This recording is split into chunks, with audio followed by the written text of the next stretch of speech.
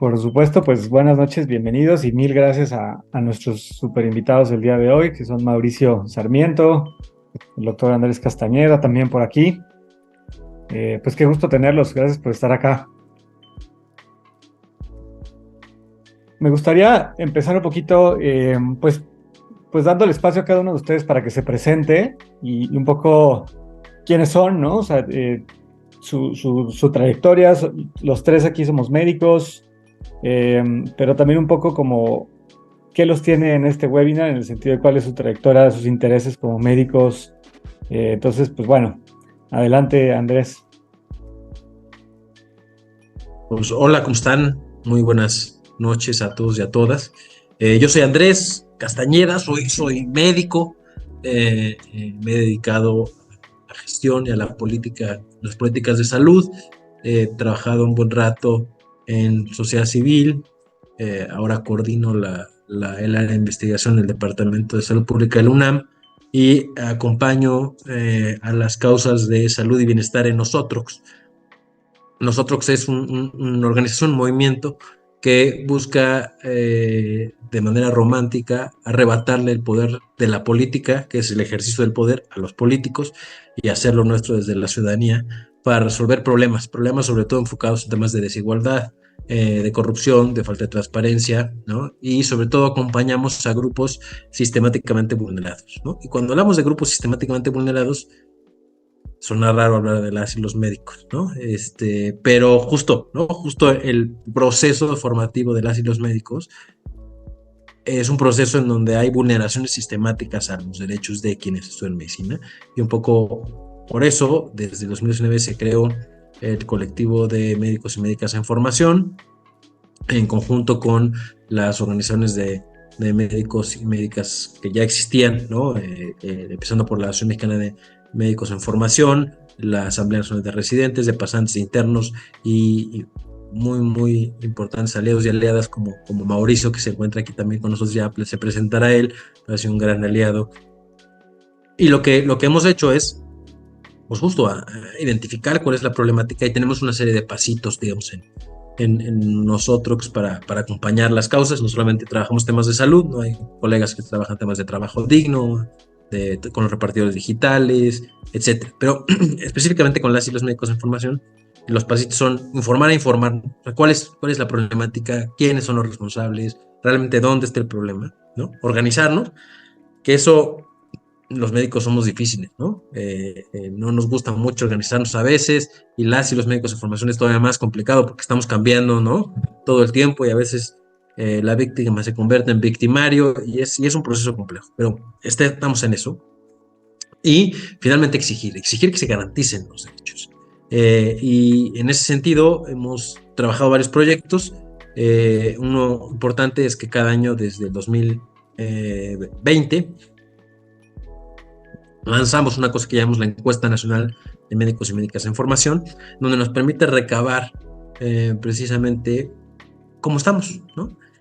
Y es bastante impactante, ¿no? Luego salen papers de que en tal hospital un residente hizo de burnout y de depresión, ¿no? Y son datos alarmantes, pero la última encuesta que tenemos ya procesada, la del 21, estamos acabando la del 22, la del 21, respondieron más de 4.500 doctores y doctoras en formación, y los niveles de violencia y de falta de cumplimiento a los derechos, que van desde que no se les paga a veces a tiempo, no se les dan los uniformes, hay violencia física, violencia emocional, exceso de guardias. O sea, los números son verdaderamente preocupantes, y bueno, pues seguramente todos quienes conozcan a un doctor o doctora o sean, pues han visto o han vivido seguramente alguno de estos abusos que se viven, ¿no? Que parecieran ya parte de la normalidad de la formación y que no están bien, ¿no?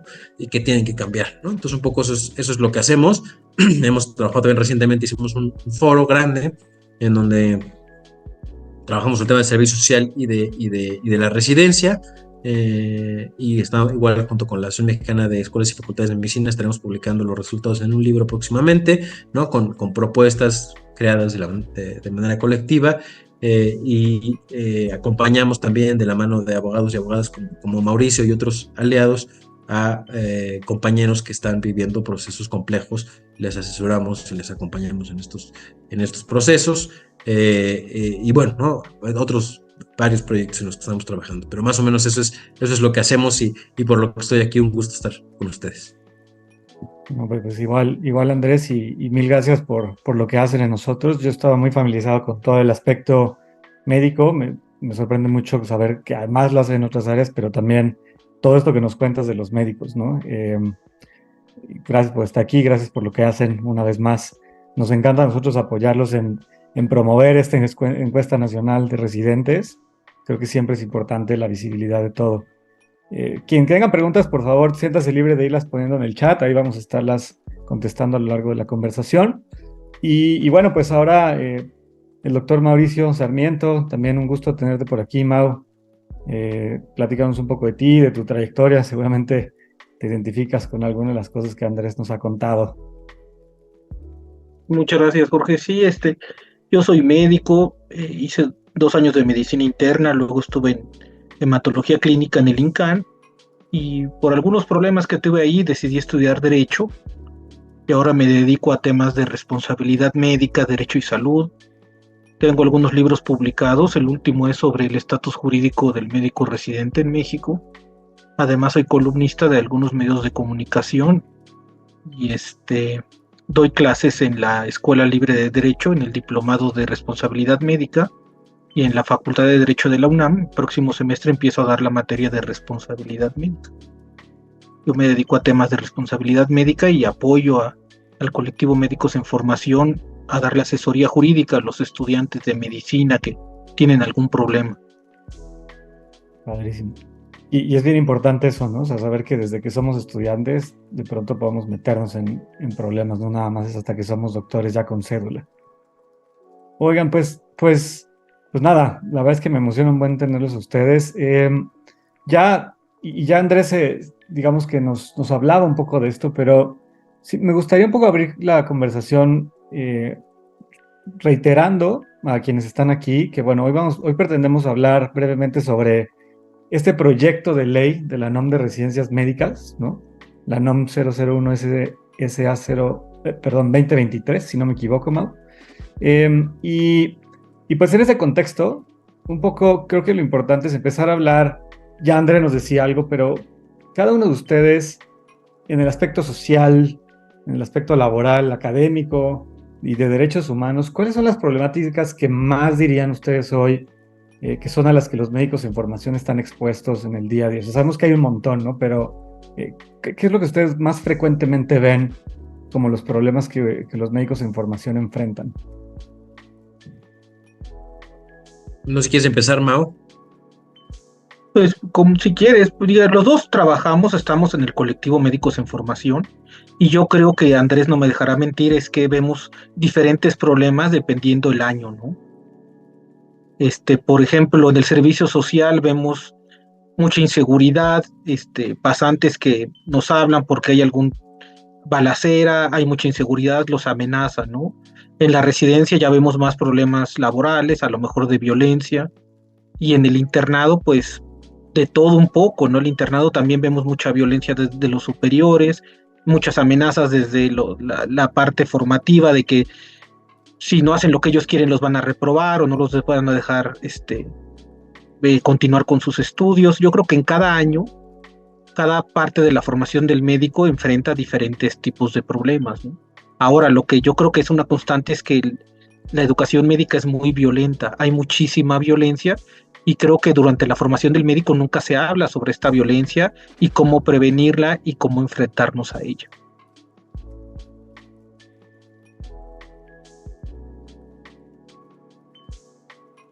No sé si te acabaste, Mau, o No, creo que ya ya. acabaste. Ya, Sí. ok. Bien, sí. A ver, pues sí, ¿no? Como nos dices, es súper amplio, ¿no? Pero encontramos, a ver, problemas que van, sí, desde el abuso de poder, ¿no? Sigamos englobando, ¿no? De Rs más o de jefes de enseñanza, ¿no? Que pues tienen un poco cooptados a las y los residentes de menor nivel, por la razón que sea, ¿no? Porque le cayó mal, o porque no le siguió el juego en el ligue, o por por discriminación, ¿no? Caso de discriminación, porque es un médico foráneo, porque se ve diferente, porque piensa diferente, digamos, ahí, eso lo vemos muy seguido. Vemos temas de violencia franca y de violencia sobre todo psicológica, que son los más comunes, ¿no? De médicos residentes contra médicos residentes, pero también adscritos, ¿no? Eso es muy común, ¿no? En donde pues ya se vuelve parte de. Vemos mucho, recibimos mucho quejas de compañeros que están viviendo el así lo hemos hecho siempre, ¿no? De estas jornadas súper extenuantes de trabajo, guardias de castigo, ¿no? Todas estas cosas de la medicina viejita, pero no tan viejita, porque sigue pasando, y que cuando algún médica dice, oye, es que esto no está bien, ¿no? ¡Pum! Le cae el bullying encima y de ahí no lo sacan. Vemos también temas absurdos como violaciones flagrantes a los derechos, como mamás que no les dan permiso de que se saquen leche, no hay un espacio digno, ¿no? Inclusive compañeras pediatras, ¿no? Así de irónico las cosas. Compañeros que tienen algún problema médico y dicen, no, te tienes que dar de baja porque no hay incapacidades, ¿no? Esas, un sinfín de veces también nos ha tocado verlas.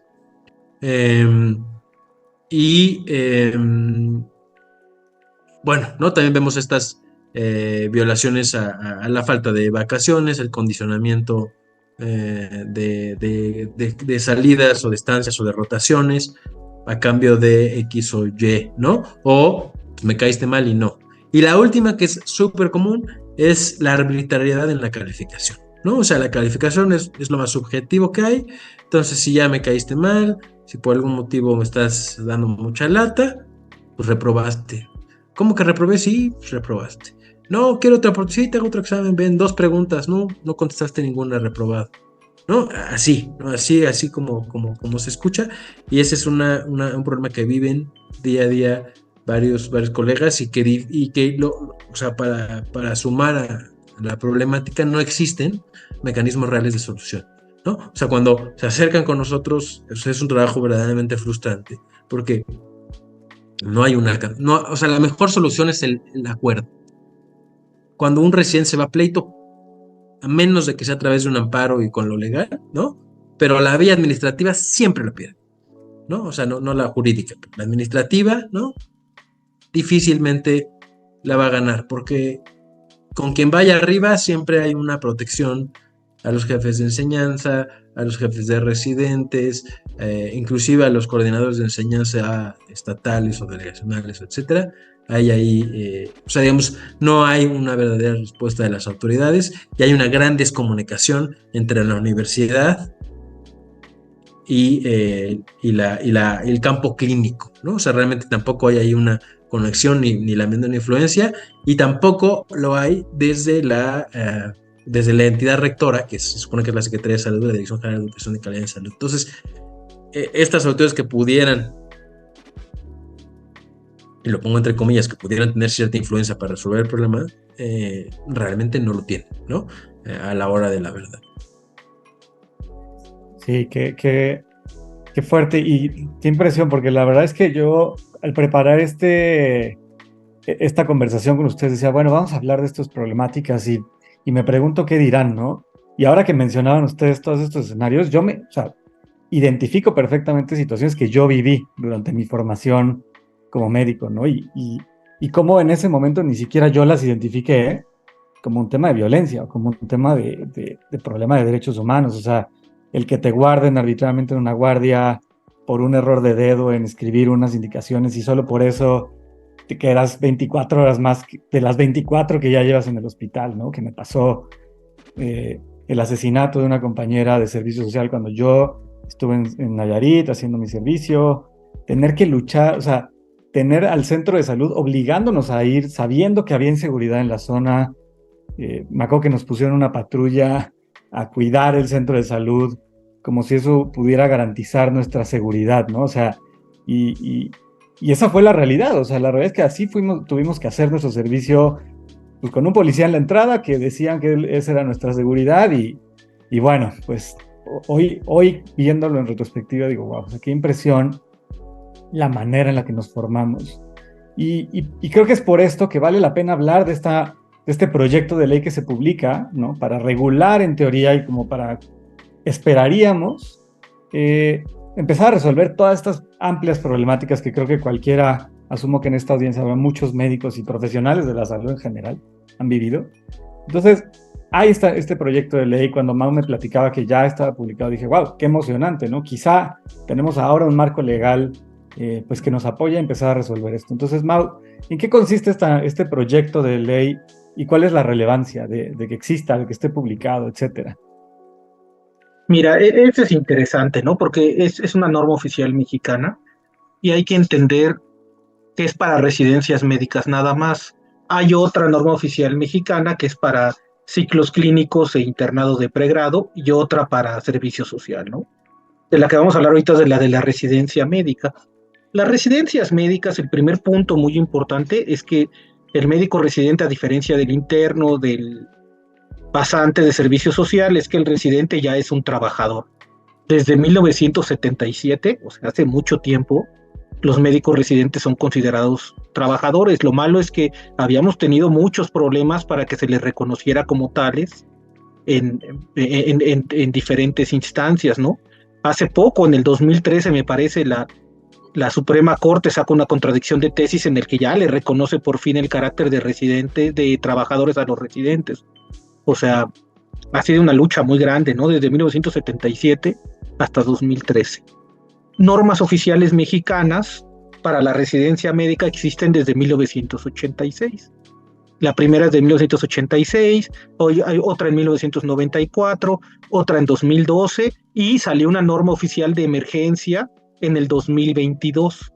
Y posteriormente sale el proyecto, este nuevo proyecto de la NOM 00123, el 10 de abril de 2023 para las residencias médicas. Ahora, está muy bonito, hay una norma, hay una historia en los últimos 40 años en el país de normas sobre residencias médicas, pero la pregunta que todos nos debemos de hacer es, ¿para qué sirven las normas si no las vamos a cumplir, ¿no? Las normas pueden decir las cosas más bonitas, pueden tener los derechos, híjole, la lista de derechos más completas, pero si no las cumplimos no sirven de nada. Esta nueva norma que va a salir, el proyecto del 2023, del 10 de abril del 23, se parece mucho a la norma de emergencia del año pasado, es casi idéntica. Tiene varias cosas bonitas, ¿no? Que dicen que ahora se van a respetar los derechos humanos de los residentes, pero lo que nosotros decimos es, eso no hace falta ponerlo en la norma, ¿no? En el país deberían de respetarse los derechos humanos de todos, no nada más porque lo diga la norma oficial mexicana de residentes, ya se van a respetar. El problema es que vivimos en un desorden en el país, algo que llama mucho la atención de este nuevo proyecto de norma, que todavía es proyecto, ojo, todavía no es una norma, todavía no tiene la vigencia ni el carácter de poder obligar a nadie a que se cumpla, ¿no? Ahorita nada más es un proyecto. Hay varias cosas que nos llaman la atención. Uno es que hay un órgano colegiado que se encarga de los procesos de enseñanza, que es como a mí me parece cuando lo leo como un tribunal de la Inquisición, ¿no? Porque dicen que va a ser un órgano colegiado, pero al parecer no van a participar los residentes de ese órgano colegiado, ¿no? Entonces va a venir como la justicia de arriba para abajo, ¿no? De esa justicia que tememos tanto y que, pues, que cuando hay democracias no deben de ser así la impartición de justicia, ¿no? Y aquí va a ser como entre los adscritos y directores van a decir, cuando un residente comete una falta grave, va a poder deliberar sobre qué castigo le toca. El problema, estimado Jorge, es que no dice la norma, este proyecto no dice que es una falta grave. Entonces, pues evidentemente al no decir que es una falta grave, pues deja al arbitrio de los directivos o del reglamento interno decir que es una falta grave, ¿no? Entonces, pues va a ser la Inquisición. Y decir, ¿y cuáles son las sanciones que puede poner este órgano colegiado? Pues fíjate que el proyecto de norma tampoco lo dice. Entonces, pues las normas, cada hospital va a interpretar eso como quiere y vamos a poner normas desde las más sencillas hasta las más draconianas, ¿no? De que, pues como viste mal a tu escrito, pues te vas del hospital, ¿no? Te reprobamos. Entonces, a mí me parece que son buenas intenciones, pero que no van a tener buenos resultados, porque no es clara la norma. Y una norma para que sea efectiva, pues tiene que ser clara. Y en este caso no hay mucha claridad. Hay algunas cosas que sí van a ayudarnos en este nuevo proyecto, pero a mí lo que más me preocupa es este órgano colegiado, ¿no? Que te digo, a mí me parece un tribunal de la Inquisición que en malas manos puede causar mucho daño. Eh, Otra cosa que te quiero decir, porque podemos hablar muchísimo de este tema, es actualmente no tenemos norma sobre este de residencias médicas. La norma de emergencia que salió el año pasado se publicó el 17 de junio del 2022. Tuvo una vigencia de 6 meses y se pidió que se extendiera la vigencia otros 6 meses. Por lo tanto, en junio del 2023 dejó de tener valor, de tener vigencia, perdón, esa norma. El problema es que el proyecto que tenemos ahorita no es norma. Entonces, realmente ahorita, hoy en día, no tenemos norma oficial mexicana de residencias. Después de 40 años, casi desde 1986 a la fecha de tener norma oficial mexicana de residencias de manera continua vigente, después de tantos años volvemos a no tener norma oficial.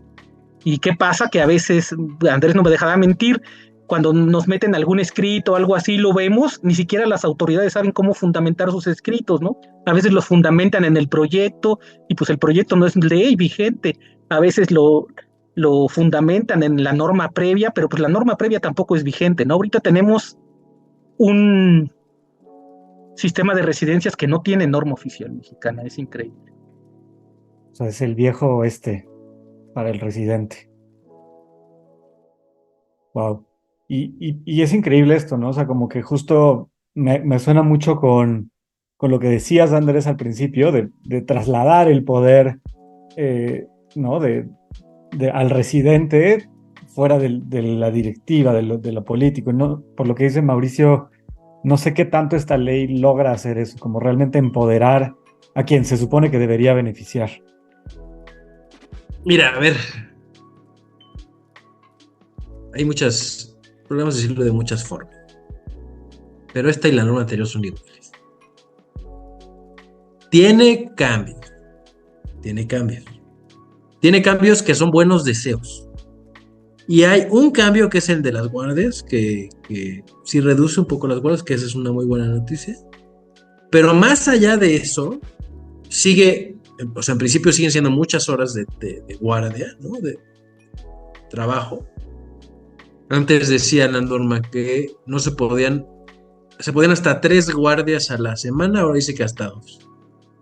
¿No? Entonces ese es el cambio sustantivo que realmente va a poder impactar la vida de las y los colegas residentes realmente, pero habla mucho de que si la equidad y que si la justicia y que si el respeto, perfecto, pero no da dientes, no le da ese poder que necesitan las y los médicos y sigue dejando, como bien dice Mauricio, las decisiones en los que normalmente son los violentadores y no genera la posibilidad de soluciones democráticas, abiertas, transparentes, no aclara esa ambigüedad. Digo, después de darle muchas vueltas, ¿no? A este tema de la residencia, el problema de origen, ¿no? Porque hay 2 problemas de origen, ¿no? Pero me rehúso a pensar que las y los médicos somos violentos por naturaleza, ¿no? Porque hay quien dice, no, pues así somos, ¿no? Y aún así, si fuéramos, si hubiera buenas reglas, se podría resolver. Y el tema es que no hay esas reglas, no hay claridad. Uno, el residente está cumpliendo una función de mano obra barata y no de médico en formación. Ese es el primero de los problemas. Si tú hoy quitas a los residentes de este país, se cae el sistema de salud. Así, ¿no? Hay hospitales que tienen 65-70% de su plantilla laboral fundamental en médicos en formación, internos y residentes. Y no te estoy diciendo hospitales en Chiapas, en Tamaulipas, no. Institutos nacionales que, por ejemplo, si tú vas al Instituto Nacional de Pediatría en las tardes o en las noches, es un hospital gigante, ¿no? Que tiene cerca de 200 residentes. Si tú vas en las tardes o en las noches, no encuentras ni 20 médicos adscritos el fin de semana. Y es un hospital que trabaja 24 horas, 365 días del año. O sea, la plantilla va en las mañanas. Correcto. Sí va. y unas horas. Y el hospital funciona a base de residentes. Eso no puede ser para la gente, no puede ser para los estudiantes. Que sí haces muchas manitas y lo que tú quieras, pero al final, a lo mejor antes funcionaba porque había poquitos residentes y entonces había grandes médicos que se formaban muy bien. Pero ahora ya son tantos residentes que hay médicos que ni siquiera van a las guardias. Y eso lo vemos todos los días. No, pues ahí me avisan y no vengo y me llaman si algo pasa y el R4 se hace cargo de todo. Eso es terrible, ¿no? Y justo, no solamente es doblemente malo, porque le quita plazas a médicos cuando se gradúen, o sea, no tienen dónde trabajar, no hay plazas suficientes, y al mismo tiempo no hay una buena formación, y entonces hay una sobrecarga de trabajo que es el caldo de cultivo perfecto para la violencia, el abuso, el acoso. Y la segunda es que no hay certeza de quién es la autoridad. A lo mejor jurídicamente sí, y nos corregirá Mau, pero creo que ni siquiera hay una ambigüedad ahí jurídica. Pero si hay un problema, ¿quién lo resuelve? ¿La universidad? ¿La sede? ¿El campo clínico? ¿La autoridad formativa de la institución? O sea, Coordinación de Enseñanza del IMSS, ¿no? ¿O la Dirección General de Educación y Calidad de Salud? ¿Quién es quien tiene la última palabra? Y no existe una respuesta. Depende para qué. Las universidades ni se meten.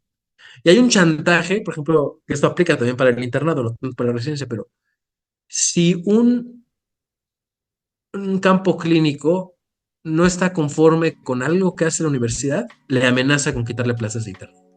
Abiertamente, ¿eh? Ah, sí, no me vas a mandar más residentes, no vas a andar. Ah, pues fíjate que el próximo año no vas a tener plazas de internado. Y si no tienes plazas de internada como universidad, pues ya valiste. No puedes graduar alumnos. Y no te estoy diciendo que chantajean a universidades privadas y universidades en otros estados. A la misma UNAM la han chantajeado con eso. Entonces, el poder es muy incierto.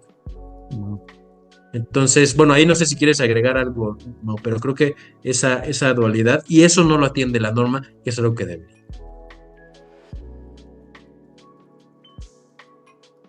Sí, a ver, yo creo que lo que dice Andrés es de lo más importante, ¿no? El cambio en los horarios de guardias.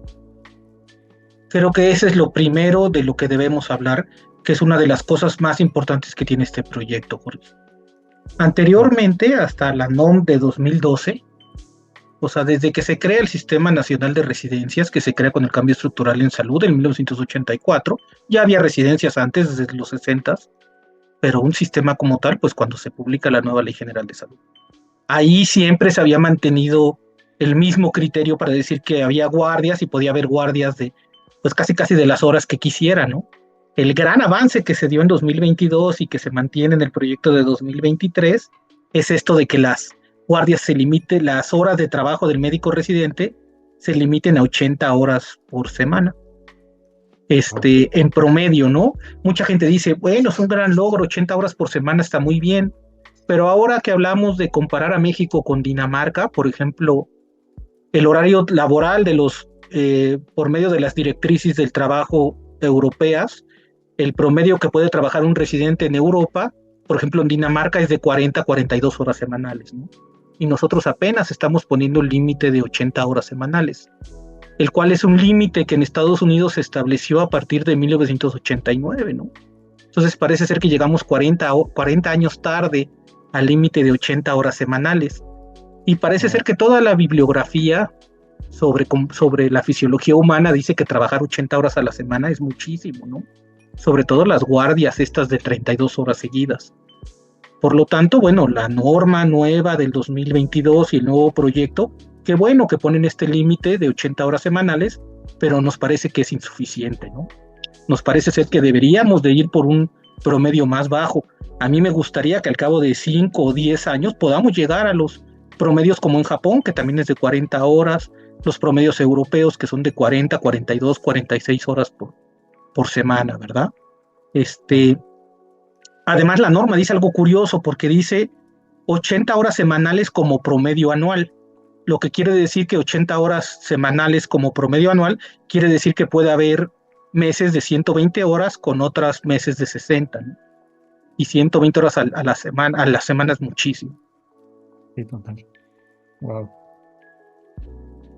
Sí, y aparte digo, o sea, me preocupa un poco esto que dicen de, pues no está claro a quién le toca, ¿no? Como la autoridad o el poder a la hora de implementar justamente esta ley. Entonces sonaría como que, bueno, ese es el promedio, pero pues si no hay claramente una autoridad, pues ¿quién va a vigilar realmente que un hospital cumpla con ese promedio, un programa formativo lo cumpla, ¿no? Si hay todos estos mecanismos de silenciación, por decirlo así.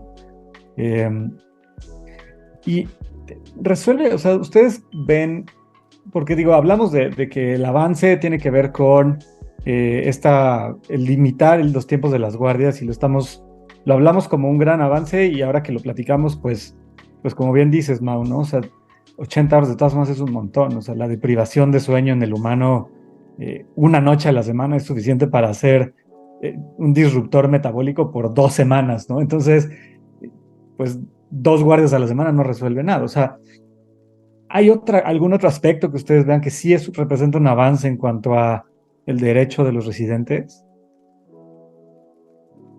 Yo no veo ninguno.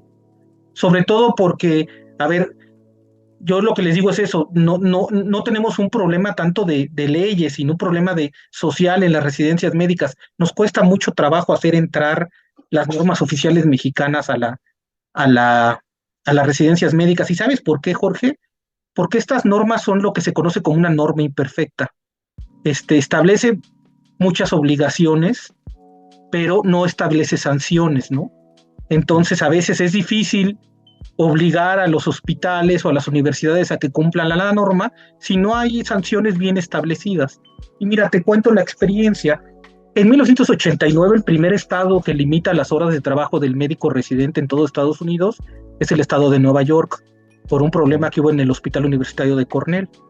Y hacen una ley que se llama la ley Libby-Sion, que dice que los residentes solamente pueden trabajar máximo 80 horas a la semana, ¿no?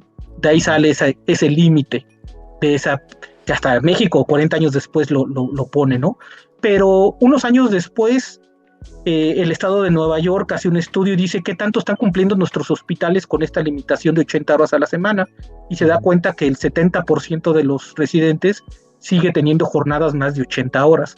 Y entonces lo que hace el estado de Nueva York es dice, pues vamos a poner sanciones muy pesadas, muy fuertes económicamente para evitar que rompan esta ley, ¿no? Que la incumplan. Y hasta que no ponen un buen sistema de sanciones es que los hospitales empiezan a cumplir.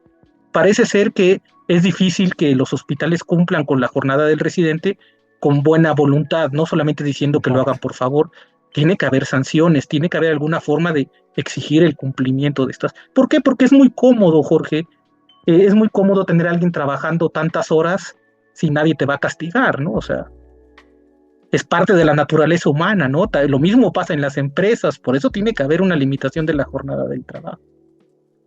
Y yo te quiero hacer otro comentario. ¿Esto es en contra de derechos humanos? Claro que sí, miren, en la Declaración de Derechos Humanos viene el derecho al tiempo libre, aunque no lo crean, la Declaración Universal de Derechos Humanos y el Pacto de Derechos Económicos Sociales mencionan que hay un derecho que es tener una semana laboral acotada, ¿no? Para que todo mundo, todo ser humano tiene derecho al tiempo libre. Por lo tanto, todas las jornadas laborales tienen que ser acotadas razonablemente. Yo creo que una guardia de 32 horas es contraria a ese derecho humano. Yo creo que una semana laboral de 100 horas es contraria a ese derecho humano. Ahora me dicen, Mauricio, es que es una interpretación que estás haciendo de los derechos humanos. Pues yo no creo, yo creo que son derechos que se han luchado por tenerlos y han costado mucho trabajo lograrlos, ¿no? Que la gente tenga un día de descanso, que tenga descanso en la tarde, creo que es importante. Claro, sin duda. Wow. Y bueno, ahí agregaría que las funciones, o sea, poco tendremos que regresar a ¿para qué queremos la residencia médica? O sea, ¿cuál es el objetivo final de la residencia? Y pasa un poco como con el servicio social, pero es muy diferente. El servicio social tiene esta idea de regresar lo recibido, ¿no? En la manera romántica, pero en la práctica es llenar vacíos, ¿no? Claro. Y se crea en un contexto en donde no había médicos suficientes. Un poco para que se den una idea, hoy en México obtienen su cédula más de 21,000 médicos y médicas cada año. No tenemos más de 22,000 centros de salud públicos en este país, ¿no? O sea, así de que no hacen falta médicos, no hacen falta médicos. Y aún así seguimos con esa lógica, ¿no? Eso pasa en el servicio social, pero en la residencia pasa algo muy similar. Pero al revés, ¿no? Inició con la idea de formar especialistas, ¿no? Y de hecho por eso el ENAR, ¿no? El ENAR parte de la premisa de que hay muchas personas que quieren entrar y yo solamente voy a recibir a los que quiero formar, los que puedo formar, ¿no? Y los que necesito. Entonces, ¿qué necesito para formarlos? Pues tiene que haber una universidad que avale, ¿no? Esa formación, es decir, tiene que haber profesores, que eso no pasa desde hace mucho, ¿no? O sea, tú nomás por trabajar en el hospital ya te vuelves profesor de la universidad sin capacitación alguna, lo cual me parece gravísimo, ¿no? Pero bueno. Y la otra, y dice en la norma, labores asistenciales y de investigación.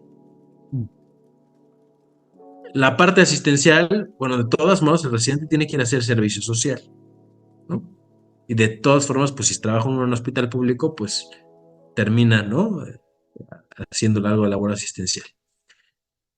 Y la otra es la parte de investigación, que algunas universidades tienen buenos cursos para que puedan hacer sus tesis, pero con jornadas laborales así, difícilmente les da tiempo. Es cierto que los residentes, conforme van avanzando, pues estas guardias y jornadas extenuantes suelen concentrarse en los 2 primeros años, ya el tercero y el cuarto año hay menos guardias y hay menos trabajo. Pero justo es ilógico, ¿por qué cargarle la mano a una sola persona, a dos personas, durante solo una etapa formativa y ya después relajarnos? ¿Por qué no dividirla de manera homogénea y que la formación vaya siendo acorde al nivel? ¿No? Digamos, si pudiera existir un mejor diseño, y de hecho existe en otros países, hay experiencias en el mundo, digamos, tampoco es que tengamos que descubrir el hilo negro. El gran problema es el poder. ¿Dónde está el poder? ¿Quién tiene el poder? Y algo que no toca la norma es el tema de la beca. Las becas son heterogéneas ¿y por qué hablo de las becas? Porque las becas son dinero y muchas veces donde está el dinero está el poder. Quien tiene el control de la beca tiene el control del futuro del residente. Claro. Y mientras la beca la siga teniendo la institución educativa y la siga controlando, da igual lo que diga la Dirección General de Educación y Calidad en Salud, da igual lo que diga la universidad, da igual lo que diga quien sea, porque ahí dice en la norma que para hacer la residencia necesitas la beca y la beca la tiene la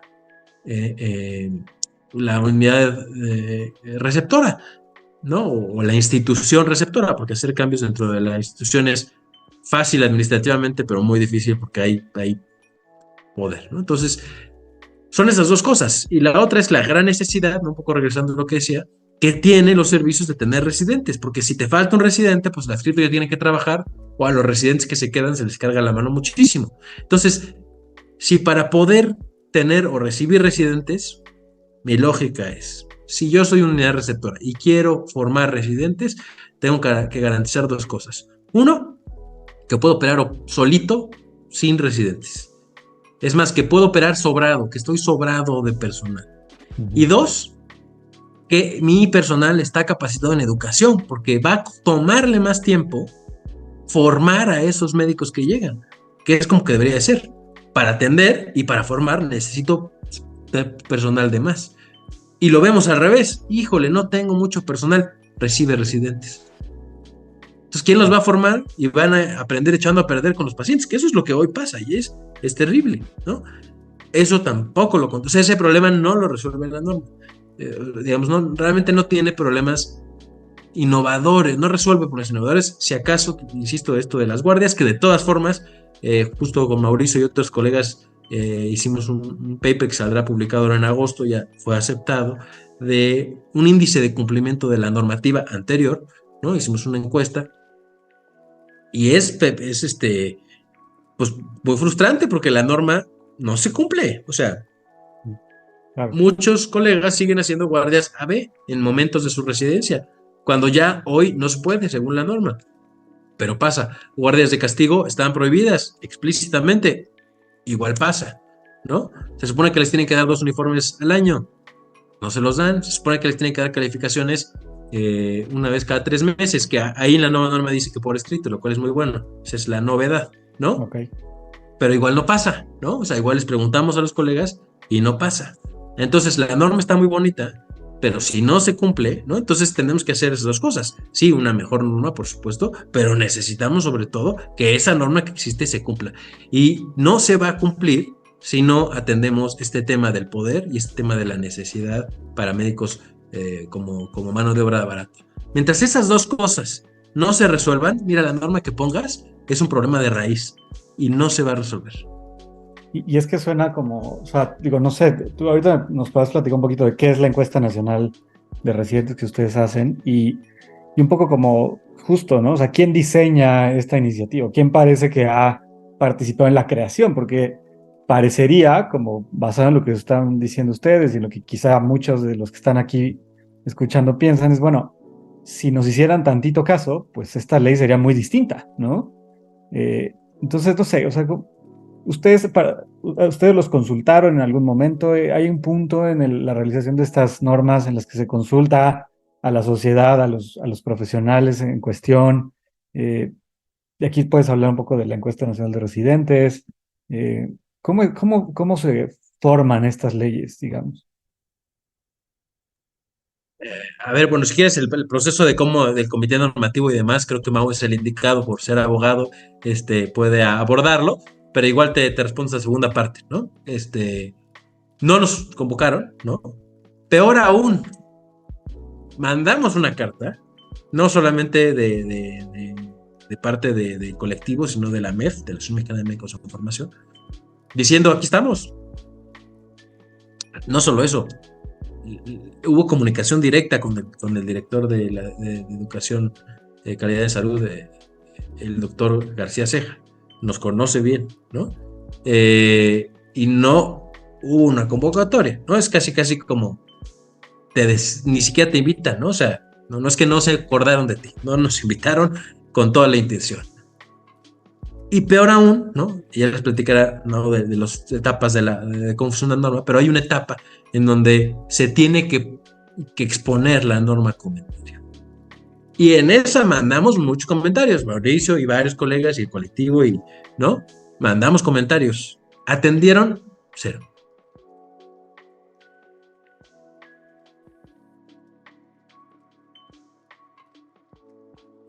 Wow, qué Si no, impresión. Algo que, algo que quieras agregar, Mauricio, la verdad es que no sé qué decir a esto. Pues sí, lo importante de este proceso es exactamente en el que estamos, que es que se mandaron varios comentarios a la norma y ahora se tiene que dar respuesta a esos comentarios, ¿no? Y a ver si se toman o no en cuenta. Es exactamente eso lo que estamos esperando que se publiquen y va a ser muy interesante porque con base en eso, pues vamos a ver qué podemos hacer para que se escuchen estos comentarios, ¿no? Desde el colectivo Médicos en Formación se hicieron varios comentarios, varias personas que se dedican a estudiar derecho sanitario también hicieron comentarios y creo que va a ser algo bien interesante cuando salga la publicación de estos comentarios, que es un paso antes a que se pueda publicar la norma, ¿no? Según esto, este año iba a estar lista la norma, pero yo creo que no les va a dar tiempo, a lo mejor en el primer semestre del que viene. Ok. Sí, pues sin duda muy interesante. Y me gustaría no soltar el tema y justo pues a ver si le damos seguimiento cuando salgan, se publiquen, ¿no? Y haya respuesta o no a los mismos. Oigan, y digo, ya creo que es bastante, como hemos hablado bastante claramente de que pues esta ley, si a duras penas algo nos apoya a resolver todas las problemáticas que vemos como de los médicos que están en proceso de formarse. Si ustedes pudieran, si les preguntaran a ustedes, ¿no? Y esto ya fuera de este proyecto, ¿qué debería seguir? O sea, ¿cuál sería un buen paso real hacia adelante en términos de regular los programas de residencia médica, proteger los derechos humanos y laborales de los médicos en formación? Pues miren, yo lo que creo es que no hace falta tanto más marco jurídico, yo hace falta creo que los residentes, los médicos que se están formando conozcan sus derechos y pues que los exijan, ¿no? Que vean que no se van a dejar, que pues sí están aprendiendo, que conocen los derechos, que conocen cuáles son sus obligaciones.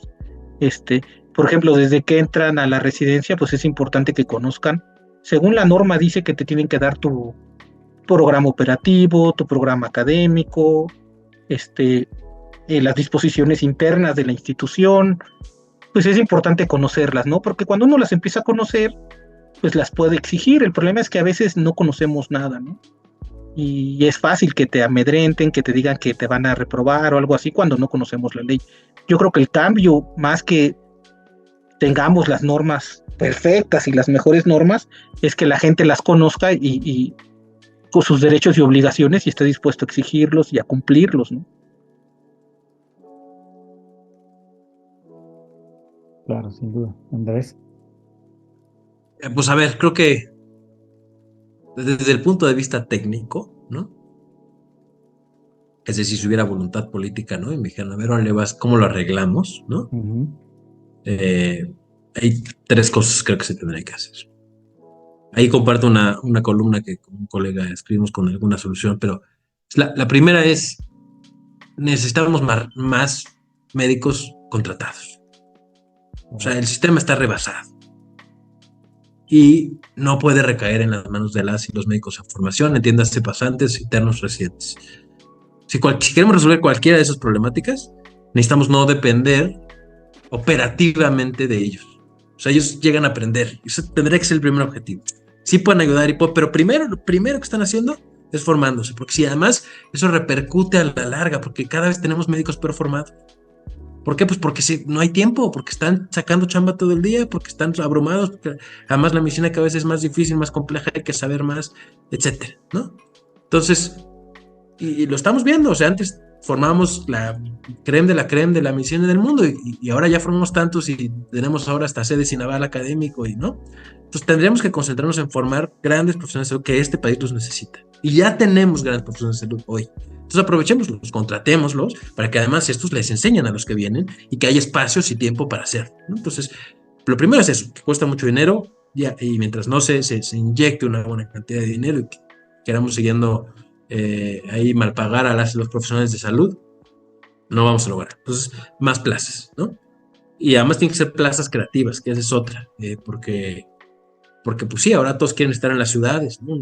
Una especialista en dermatología pues, gana 7, 8 veces en la consulta privada que perdiendo toda la mañana, ¿no? Perdiendo toda la mañana en el servicio público. Entonces, tenemos que pensar en cómo ser sexys para las y los profesionales de salud y competirle a lo que ofrecen los privados. Y yo creo que si hay opciones, sí se puede, se ha hecho en otras partes del mundo. Entonces, esa es la primera. La segunda, quitarle el poder a las sedes clínicas del residente. ¿Cómo? Quitándoles el dinero. ¿Cómo? Con el CONACYT. O sea, ya tenemos un sistema que funciona muy bien. Entonces, tú ganas el ENAM, perfecto, ganas tu beca, es como si te dieran tu beca CONACYT. Perfecto. ¿Qué necesitas para aplicar una beca? Pues cuando aplicas a la beca, aplicas que te aceptaron el programa desde la universidad. Perfecto. Y la universidad no te va a otorgar la carta hasta que no tengas una sede. Así de fácil. Entonces, cada semestre entregas tus calificaciones, ¿no? Y te renuevan la beca. Y listo. Oye, ¿sabes qué? Esta sede me están tratando mal. Pues perfecto, me voy a otra donde me acepten. Y hago mi cambio de universidad y entonces ya la sede dice, caray, ya no tengo el control del residente. Y entonces hay incentivos todos para corregir y que el residente esté a gusto. Mira, cuando empezaron las residencias, si hablas tú con alguien que estaba, por ejemplo, en Centro Médico, en el General, tenían torres de residencia con mayordomo, su teléfono, real. Antes así era la formación. O sea, los residentes se les veía como un asset y se les trataba así. Ahora se les ve como una herramienta, como un utensilio barato y ni tienen lugar para dejar sus cosas, ¿no? Lo que pasó ahora con la residente ¿no? O sea, que fue a tomar un café y pues tenía que traer todo en su mochila, porque si deja la mochila ahí, se la roban. No, ni locker tiene, ¿no? Pero antes así está real, pero tú platica ahí con cualquier residente de antes. Entonces, tenemos que volver a hacer que los hospitales y las sedes le echen ganas, ¿no? Entonces, si el residente decide dónde quiere formarse, las sedes, o sea, no al revés, ¿no? Porque hoy las sedes deciden a qué residentes aceptan y no el residente decide a qué sede quiere. Si cambiamos esa lógica, las sedes le van a echar ganas, van a tener mejores programas formativos, los van a tratar mejor, van a tener mejores espacios, y cuando haya la violación de algunos derechos de alguno, van a estar ahí para resolverlo. Entonces, eso tendría que venir muy acompañado de un sistema de evaluación más homogéneo y justo, a la par, ¿no? Porque tampoco quieres que anden pasándolos así nomás porque son bonitos para tenerlos ahí, ¿no? Pero necesitamos un sistema de evaluación homogéneo que también existe, se llama POEM, hay mucho que mejorar, pero las sedes de la UNAM tienen una evaluación más o menos homogénea, hay mucho que mejorar, pero digamos ya hay intentos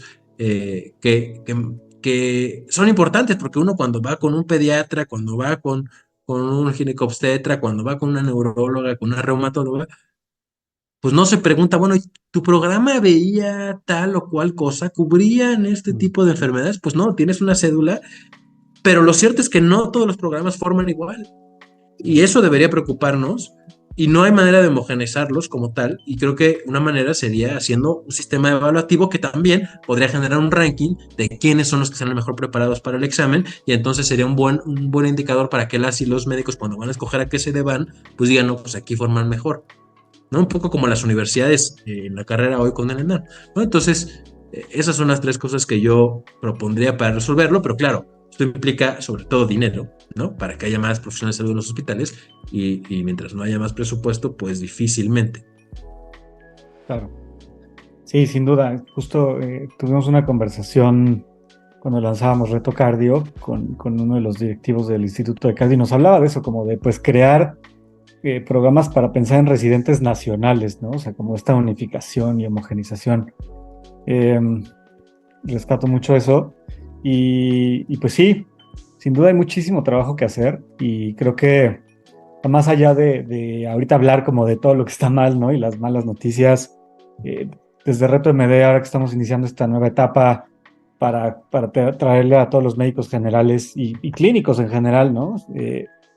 Pues información relevante para su día a día. Me interesaba mucho hablar de esto porque, bueno, justamente hoy, ante estos enormes huecos legales, ante esta enorme pues necesidad de apoyo para los médicos y profesionales que están formándose, pues a nosotros nos encantó conocerlos a ustedes, ¿no? Saber que existe nosotros, que existe Humánime. Me encantaría que ahorita nos platiquen un poco justo para eso, ¿no? O sea, para que quien aquí es profesional de la salud y en algún punto tenga alguna duda de, oye, se violentaron mis derechos aquí, o claramente lo sabe y no sabe pues con quién levantar la voz, ¿no? O a través de quién, o de cómo defenderse, pues que sepa que, bueno, sea como sea que están los proyectos de los que acabamos de hablar, hay los mecanismos, hay las instituciones, las organizaciones para apoyarse y para defenderlos, ¿no? Entonces me encantaría un poco ir cerrando esto como con que nos platiquen ustedes, Andrés y Mauricio, sus distintas organizaciones, cómo pueden apoyar a médicos en formación eh, para este tema de defender sus derechos.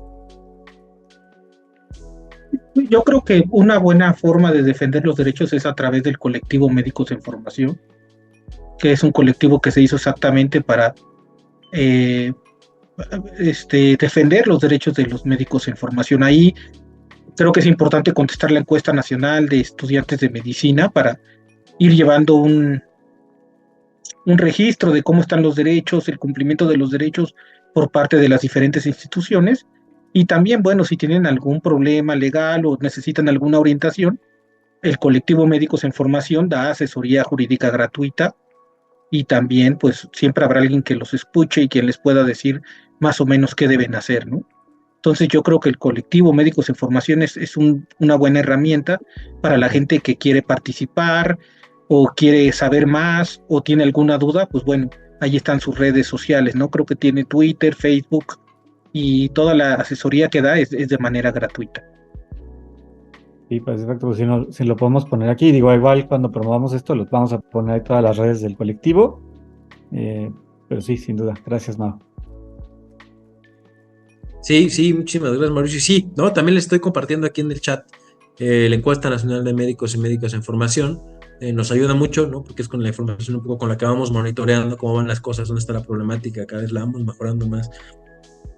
Estaremos pronto publicando la radiografía, le hemos puesto la radiografía de las y los médicos en formación en el país, que es un poco cuántos somos, dónde estamos, cuántos éramos, cuántas mujeres, cuántos hombres, dónde están, cuáles han renunciado, cuántos no, las problemáticas. Hemos juntado toda esa información que hace falta. No existe en ningún lado concentrada. Hemos hecho un esfuerzo ahí fuerte para poder partir de algo, ¿no? Y poderlo compartir con ustedes, con tomadores de decisiones, porque los tomadores de decisiones las tienen, con las universidades, bueno, ¿no?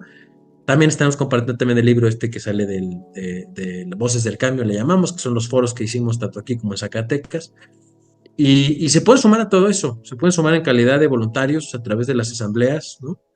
Se pueden sumar directamente con el colectivo, nos pueden ayudar a difundir lo que se hace, ¿no? Y sobre todo no quedarnos callados. Eso creo que es lo más importante, ¿no? A no quedarnos callados, sino a perpetuar las violencias, que a veces sale muy caro, muy caro. No quedarnos callados y no perpetuar las violencias sale muy caro, pero nosotros tenemos un lema que es en bola, ¿no? Entonces no somos uno, ¿no? Que sepan eso, que no es una sola persona. En la medida en la que nos unamos, nos juntemos, te vas a quejar, no te quejes solo, aquí está el colectivo, ¿no? O sea, vamos juntos para protegerles, ¿no? Porque lo cierto es que sí, el que se pelea pierde, ¿no? O sea, suena feo decirlo así, pero el que se pelea pierde. Muchas veces, y Mau no me dejará mentir, que acompañamos a colegas, a veces es, pues mejor arréglate en corto. Porque si te vas a un pleito legal, pues vas a perder 2 años. ¿Y quién quiere perder 2 años de su residencia? No, mejor vuelvo a hacer el ENAM y entro a otro lado. Pues sí, pero entonces ya perdiste. El que perdió fuiste tú. Entonces, tenemos que ir cambiando eso poco a poco. Hay buena voluntad, cada vez se sabe más del problema, ¿no? Desde que se hizo colectivo y luego esfuerzos como Resiste Residente, varias marchas, etcétera, han ido pues visibilizando la problemática. Creo que no es mentira para nadie. Todavía hay muchos, diría que muchos boomers, pero son más que boomers. También hay muchos colegas de mi generación y más jóvenes que siguen con esa idea de que así debía ser la formación, porque les ha ido bien, probablemente, ¿no? Pero tenemos que democratizar mucho más el proceso formativo, hacerlo más justo y equitativo, ¿no? Porque sí, estamos muy mal, ¿no? O sea, muy mal, todavía estamos muy mal y tenemos que reconocerlo y ir para adelante. Sin duda la importancia, ¿no? De todos ser activistas de alguna manera. Pues sí, perfecto. Les agradezco un montón esta conversación. Creo que, pues sí, yo creo que para mí el tema de los derechos como médico en formación no fue algo relevante durante mi formación y me hubiera encantado que lo hubiera sido, ¿no? Entonces, pues esperamos con este esfuerzo y con el tiempo de ustedes justamente seguir hablando, ¿no? No callar y nunca dejar de decir todo lo que necesitamos para un mejor programa formativo para nuestros colegas y una mejor situación de derechos. No sé si quieran, estamos ya casi sobre el tiempo, pero bueno, no sé si quieran abrir un espacio para 1 o 2 preguntas del público. Hay mucha gente, vi que estuvo ahí intensa una conversación en el chat, entonces, bueno, quizá hay más gente pensando algunas cosas, queriendo preguntar algo. Entonces, bueno, si alguien quiere preguntar algo, puede levantar la mano y o abrir su micrófono directamente y pues le damos. Y si no, pues nada. Y ya vi que está Bueno, Liliana sí, Reyes buenas ahí. noches, disculpen. Adelante. Sí, adelante. Hola, sí, perdón.